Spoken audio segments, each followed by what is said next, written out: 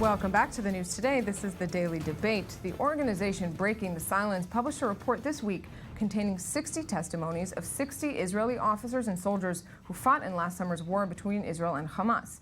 The testimonies paint a grim picture of the way the IDF conducted the operation in Gaza, saying the military didn't do everything in its power to try and reduce civilian casualties. We'll look at it closer. With me is Avner Gvaryahu, Director of Public Outreach at Breaking the Silence. Good evening. Thanks very much for being with me. And also a former soldier in the elite paratroop unit, I believe, an interesting element we'll get to. And Ze'ev and Shachar, Director of Israel Education at Jerusalem U. Good evening. Thank you both very much for being with me. So, of course, Breaking the Silence did this report. I want to begin with you then. Biggest findings, first of all, the bottom line of your report. First of all, I'll say we met more than 60 soldiers, a third of them officers. We have many more than 60 testimonies. We have maybe even hundreds of various stories.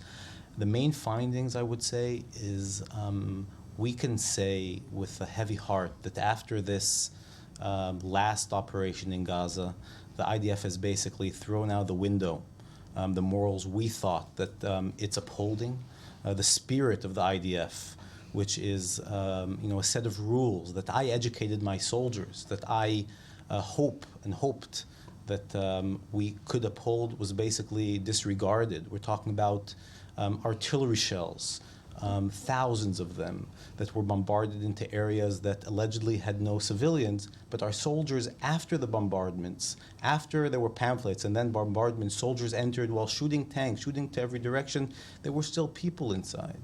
We're talking about not rules of engagement that were permissive, but lack of rules of engagement. A tanker that was in the area of El Burej talks about waking up in the morning, the second day of the operation, no shooting at them whatsoever. They have a line of tanks, and their commander says, let's do good morning El Burej, Boker Tov El Burej. And they basically shoot into an area, into random houses. We asked the soldier, where did you shoot? In what direction? He said, there was a house that bothered me in my eye, that's where I shot. And I can go on and on, but I think the testimonies in the booklet speak for themselves. We'll get more then into the details of that, but Ze'ev, what's your sort of reaction to hearing a report like that, a very difficult one to hear? Yeah, it's a difficult report, especially coming from an Israeli organization that is funded by European bodies and by Danish and Irish organizations. And not a report that is actually seeking to improve the IDF's conduct, but rather to defame it and to bash it in the world of public opinion. It would be okay if the report were in Hebrew and addressed to the Israeli public, or even better so, to the General Army Corps that would investigate this. But that was not the intention of the report, and that is not the intention of Breaking the Silence. Their mission statement calls for raising awareness to end the occupation in the territories. So it's a political organization with a very clear political agenda, and it's not reporting in Hebrew just, it's reporting in English and defaming Israel throughout the world. I want to get your response to that in just a moment, but first let's see more of what we're actually talking about, more on the report from Breaking the Silence from Maxime Perez and Uri Shapira. It's now some sort of a ritual. After every war or operation, the IDF is put in the dock. And every time the organization Breaking the Silence appeal against the behavior of the Israeli soldiers. 10 months after Operation Protective Edge in Gaza, the Israeli organization has published new testimonies. 70 soldiers and officers, regulars or reserve soldiers, denounced the alleged abuses of the IDF in the Gaza Strip. What is so evident from the testimonies that we collected is that the soldiers did not violate the IDF rules. The soldiers did exactly what the IDF told them to do. This is not the first time Yehuda Shaul blames the Israeli military. He used to serve as an officer in the Palestinian territories during the dark years of the Second Intifada. Now he rejects the claim that the IDF is the most moral army in the world. You cannot fire 19,000 exploding shells of artillery into a densely populated area like the Gaza Strip and claim that you've done everything to avoid civilian casualties. Some accuse the organization of stirring up hatred in Israel and taking part in the delegitimization of the country.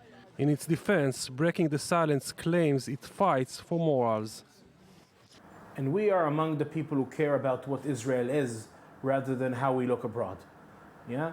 This is a serious fight about the moral soul, about the identity of our society, what we stand for, and what are our moral boundaries. The Israeli military rejects these accusations and blames Hamas for its systematic use of civilian population as a human shield. Although its experience and its high technology went enough to avoid collateral damage, the IDF believes its soldiers can actually refuse orders in accordance with the military law. The IDF does not target civilians intentionally. If a soldier is aware of a wrongdoing, his obligation, his moral obligation is to talk to the military police and to the military advocate general's office in order to make sure that a thorough investigation is being opened. So back here in the studio, Avner, we just heard before the report, Ze'ev pointing to sort of political tones of breaking the silence. And we know in Israel in general, when we're talking really any time about the Israeli-Palestinian conflict and wars between Israel and Hamas, there is a great political undertone to the discussion, no matter who's having it and to which side. What's your response to those to what he says, that it's essentially a political group with political aims? Yeah, I mean, political means a lot of things. If political means that we're trying to help change our society to make it a better place, yes, we're political. If political means that we're trying to make the public make sure that our leaders are not going to lead us into another cycle of war in maybe a few months, maybe a few years, then yes, we're definitely political. Political, in our eyes, does not mean we support a specific solution. We're not the ones supposed to give answers. But what we are trying to do is spotlight a problem. Now, Ze'ev said that we're speaking in English. I have with me here, and you can have a copy, and Ze'ev can also have a copy, our booklet in Hebrew. We published it, of course. We met with dozens of Israeli opinion makers, politicians, former Israeli generals. And I don't know if Ze'ev knows this. This was actually published in Hebrew as well, but it could also be published now in English, if that's okay with you, Ze'ev, a letter that we wrote a month and a half ago to Gadi Eisenkot. You know Gadi Eisenkot, right? I've heard of him, yeah. Yeah, he's basically the person that is in charge of the entire Israeli military. We told Gadi Eisenkot that we would be happy to meet with him. And what was the response? There was no real response. And I think that's the sad truth that we're facing today. The sad truth. First of all, Breaking the Silence has met with politicians and has met with government officials in the past. I think there is a notion that you're not really trying to help the situation. You're trying to bully Israel and trying to make it worse by telling, just like a little kid in the courtyard, by telling about Israel to the world. Now, the main thing that bothers me with this report, which I've read, is that there is about 70 soldiers. You have a problem with them speaking out? No, they were officers. I have a problem with you. They could speak up. But that's what they're doing. We're the platform. They could. You're the platform. You're the platform. Where should they speak out? To bashing and defaming Israel. Yeah, now I'm speaking. Thank you. The thing that bothers me the most about this report is that there is no context whatsoever. It's unbelievable. I went through the report and I was looking for something about Hamas and over 13,000 rockets that have been launched at Israel since the disengagement. None of that. I was looking for something about Hamas being constantly using the community in Gaza as human shields. There's nothing about that. I was looking for context about how do other armies in the world dealing with such terrorism, with an organization whose ideology calls very directly to destroy the state of Israel, how do other armies in the world, Western armies, I'm not talking about the 200,000 that have been killed in Syria or the situation in Russia and Chechnya. I'm not talking about that. I'm talking about Western armies. And one question I have for you, and which is, compared to whom?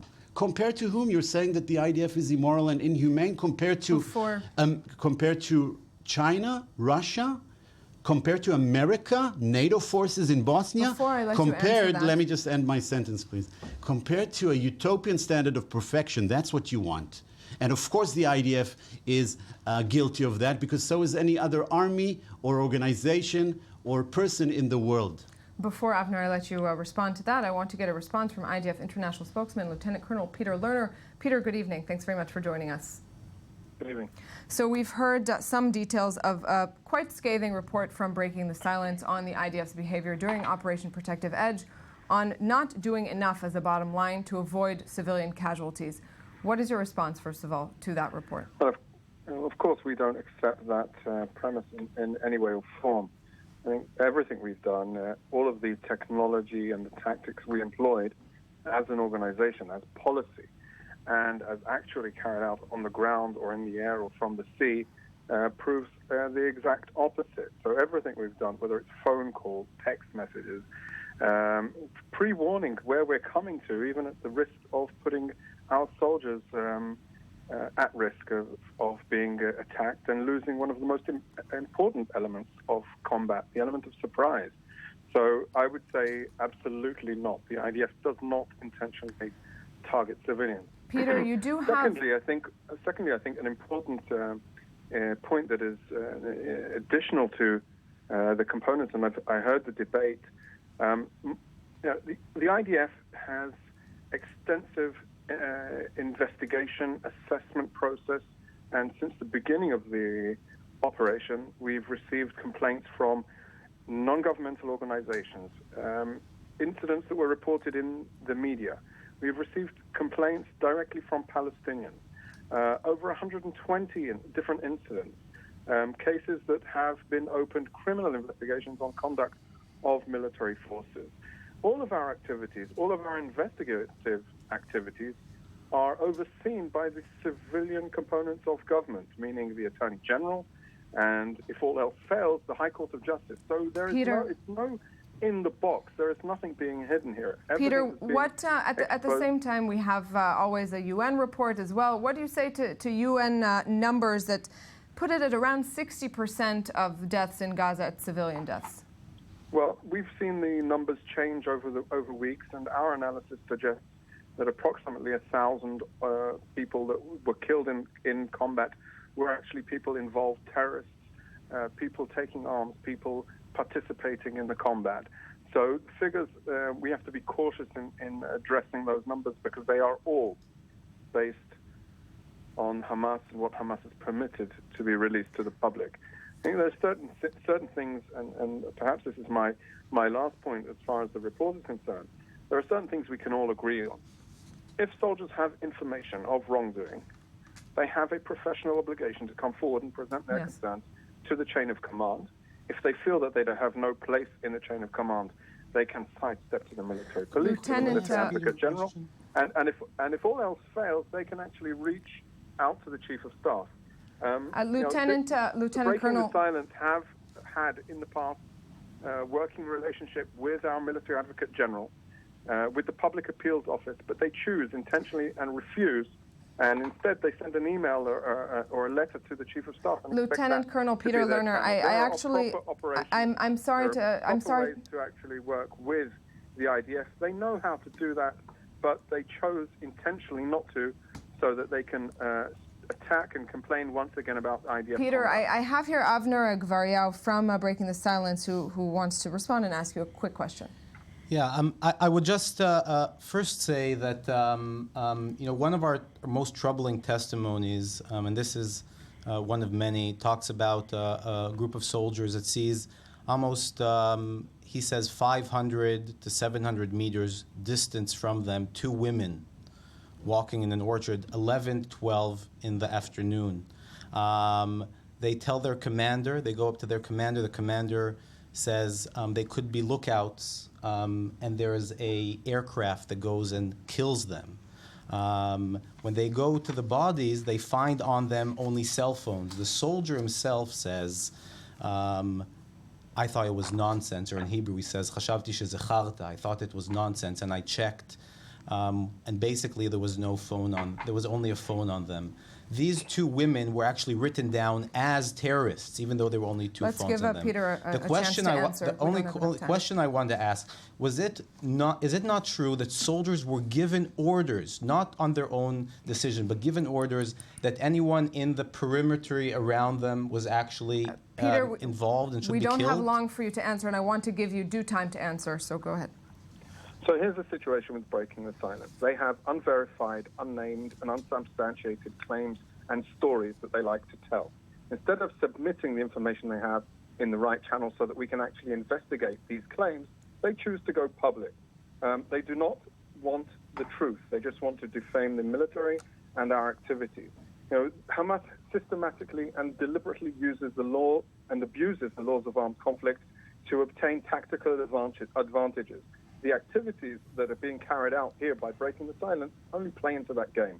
Every activity that the IDF carries out, in principle, is directed by four main components: military necessity, distinction, proportionality, and humanity. The other side does completely the opposite. Terror has many faces, its inherent nature, and the tactics favored by those extremists are fundamentally the same, exploiting the commitment of democratic state nations and militaries like the IDF, Lieutenant Colonel Peter Lerner, I'm very sorry to have to cut you off and to cut off this discussion. Thank you very much for being with us tonight. We have much more to discuss that unfortunately we can't get to tonight about Hamas, about the context, about the report. For now, thank you very much, gentlemen, for being with me in this conversation. Very important one. We're going out for 2 minutes and we'll be back with one-on-one. British elections 2 days away. Don't go anywhere.